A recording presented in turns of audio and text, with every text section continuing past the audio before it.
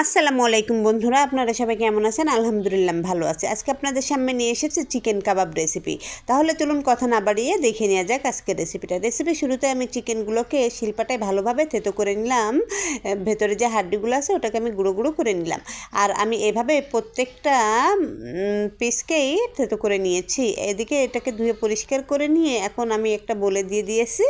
এখন আমি এর ভিতরে দিয়ে দেব পরিমাণ মতো মরিচ গুঁড়া, দিয়ে দেব ধনিয়া গুঁড়া, দিয়ে দেব জিরা গুঁড়া, দিয়ে দেবো কাবাব মশলা। যেহেতু এটা কাবাব তৈরি করতেছি এর জন্য কাবাব মশলাটা অবশ্যই লাগবে।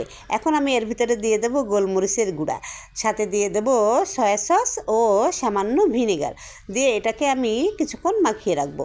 ও বন্ধুরা, আমি অবশ্যই আদা রসুনের পেস্টটা দিতে ভুলে গিয়েছিলাম। এখন আমি আদা রসুনের পেস্ট ও লবণ দিয়ে এটাকে আরও কিছুক্ষণ ভালোভাবে মাখিয়ে নিয়ে এটাকে আমি আধা ঘন্টা থেকে 40 মিনিট রেস্টে রেখে দেব। আধা ঘন্টা থেকে 40 মিনিট রেস্টে রাখার পর আমি কড়াইতে একটা প্যান বসিয়ে দিয়েছি। প্যানটা গরম হয়ে গেলে আমি চিকেনের পিসগুলো দিয়ে দেবো।